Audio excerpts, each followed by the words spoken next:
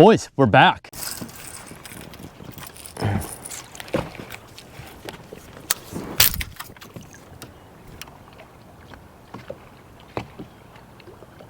It is it's finally summertime. It's July, and dude, the largemouth fishing has been so good. And I know I've gotten a lot of messages asking about the largemouth stuff. Guys, I don't get a ton of spare time. And so lately what's been happening is when I've been going largemouth fishing, I've been just going with friends, no camera, cell phone pictures, and that's pretty much it. I don't get to enjoy a ton of my time just going out and fun fishing anymore. And so that's what I've been doing with it. And has the largemouth fishing been good? It's been freaking incredible lately. So strongly urge you guys to get out there. And on this episode, No More Secrets, we're not just going to reiterate all the same baits that we've been doing. So obviously, you know, a drop shot, a jig worm, Ned rig, stuff like that's going to work awesome. Largemouth love topwater in the morning time. This right here sometimes is a topwater HeadensSpook. can be just the juice in the morning time. But this is the original Zara HeadensSpook. Now, the way that I like to rig this thing, pretty simple, guys. So what I do is I basically take a piece of 20-pound monofilament, and the train of thought behind that is that it floats. So 20-pound piece of monofilament gives it a little bit of cushion for the blow, and then 20-pound PowerPro SSV2, and I just tie that little piece of leader right there, and what that does is braid is super limber, it's super limp. So what it loves to do is wrap around your treble hooks, and there's nothing worse than bombing that cast out there. And as soon as you get it a quarter way in, you realize that all the hooks are tangled around all the braid. That's a waste of time. And so what we like to do is mitigate that by just putting on that leader. And then the rod that I'm using, a medium action rod is perfect for this bait, 7'3", and then I do have a Daiwa Tatula 7.1 100 HSL. It's a perfect bargain buy reel for this technique. And then next we got a chatterbait, and I know I talk about a chatterbait a lot. About in the summertime, I talk about this with all the seminars that I've done about using like more of a Croft style trailer. And so far this year, as far as using like a swim bait trailer, it's honestly got me more bites. So I've been sticking with this, and this is honestly one of my favorite colors. It's bullgill, or like a bluegill pattern that you can get from Tackle Warehouse.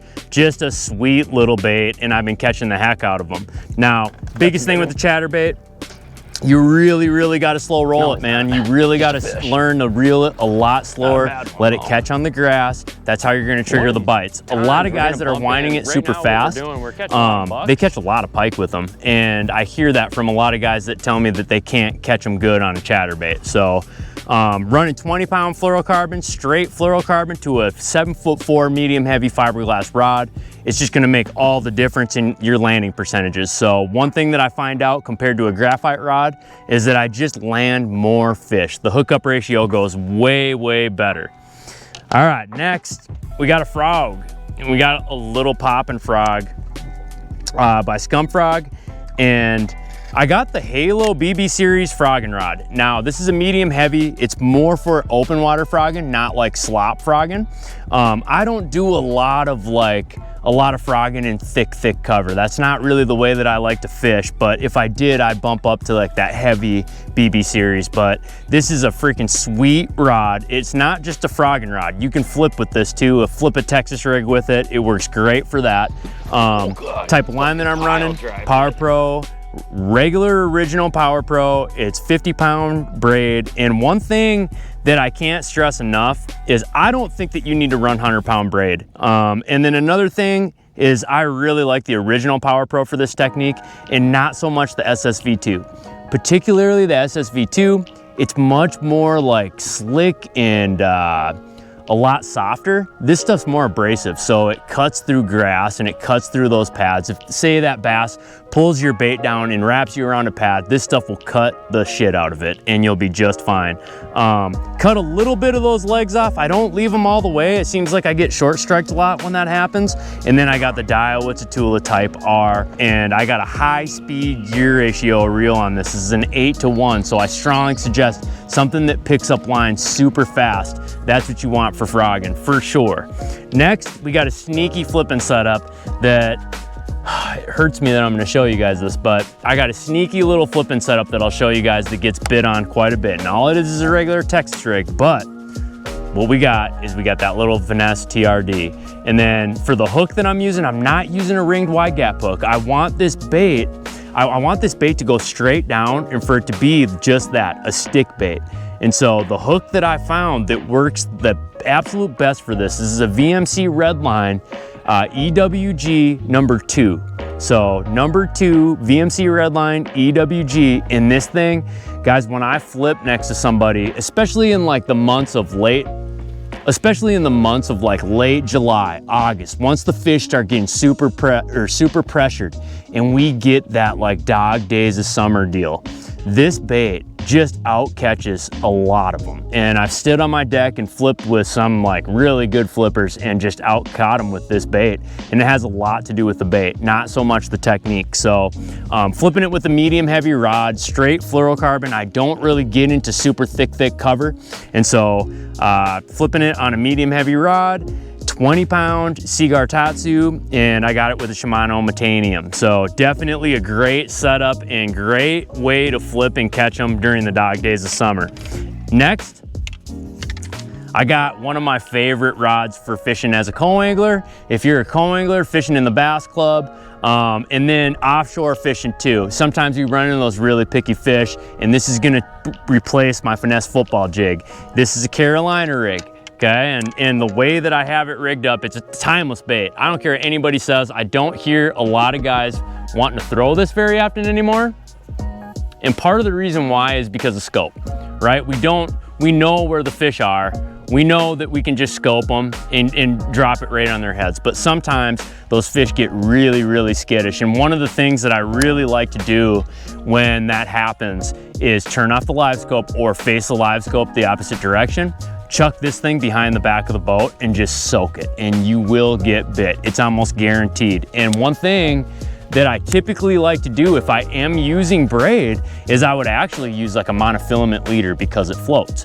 Now, what I got is I got an 1/8 ounce weight with a little bead on the bottom of it, and then I just take a bobber stop. I don't use like a barrel swivel or a Carolina rig sinker, nothing like that. I just make my own, and it looks just like that. Just a little bobber stop or a sinker stopper, a bead, and then a flipping weight, and that's an 1/8 ounce flipping weight.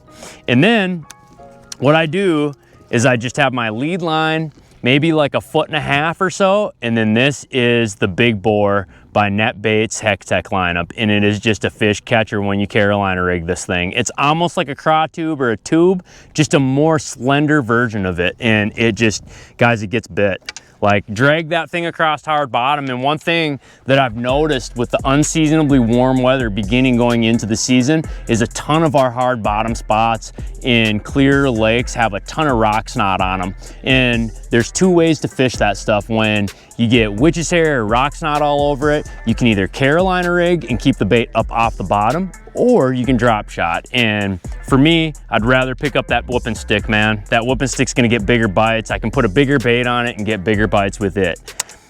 Next, we got the timeless bait. But this year, guys, I switched out my jig lineups. I'm not really flipping those old ones anymore. We're flipping the Beast Coast Lil Magnum. All right, now as you can see, my craw is missing a leg. He's one-legged jack, and part of the reason why I can't find my green pumpkin freaking craws, man. So the rascal only has 1 leg.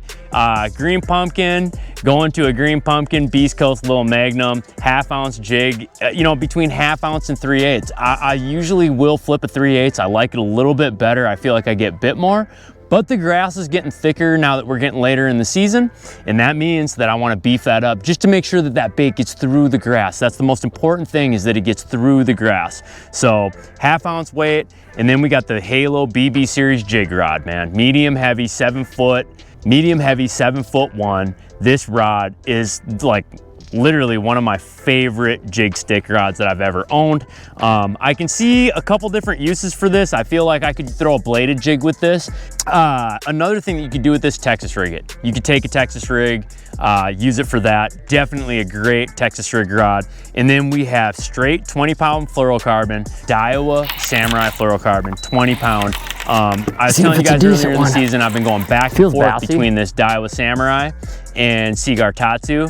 I can't decide which one I like. Some days I like the Daiwa more and some days I like the Seaguar more, but straight Daiwa fluorocarbon on this. And if I was flipping heavier cover, you guys know I already go to a braid in a leader, 30-pound braid to a 20-pound leader, but we've been staying out of that really thick stuff this summer and really just getting on hard bottom and really light sparse coontail. And so this is actually perfect for what we've been doing. Last but not least, guys, like I said, I don't have a jig worm out for a reason. I've been pinging a minnow on the largemouth and snapping this thing through grass. Now, one of my favorite parts about largemouth fishing is typically I can get them to eat really big baits. And you know, I've been throwing a Sakamata shad on largemouth a lot, 5-6 inch baits, and they eat the snot out of it. But one thing that they can't turn down that I'm starting to learn is smaller minnows. They just cannot turn it down, especially if you're on a lake where there's no pressure whatsoever. It seems like every fish is gonna bite this bait. This is new from Net Baits. This is their prop shot minnow. All right, now there's gonna be some other sizes coming out. We got a 4 and a 5.5 inch prop shot coming out real soon. I should have my hands on them in no time. Definitely a great bait to throw as far as if you're gonna ping a minnow. And then I got a smaller jig head on this. This is a 16th ounce Great Lakes Finesse ball head jig made for strolling smaller bait. So definitely important. This prop shot's a 3.5 inch. It's definitely important. You got to have the right hook on. So that's why we got that Great Lakes Finesse jig in there. So I got it on the BB scoping rod, and I think I've said it before, but I'll say it again. Now I own like 3 of these things, and I use them for all sorts of different stuff. I'll use it for mid strolling. I'll use it for throwing a swim bait, bomb casting a swim bait out and just slow rolling it, or even a Ned rig or a jig worm rod. It works phenomenal for that. So definitely a great bottom contact rod. Every bit as good as a bottom contact rod as it is as a scoping rod. So guys, these are my setups for summertime, and summer doesn't last forever. So you guys got to get out there, catch some more bass. If you guys have any want to go out and catch some largemouth, definitely comment down below or shoot me a message on Instagram or Facebook. I'd love to take you guys out. Until next time, boys, you know where you'll find us. You'll see us on the water. So right now, trolling motor's in the shop. Andy just called me the other day and we got to stick this thing back on. We up to Fish Electronics right now to go pick up the old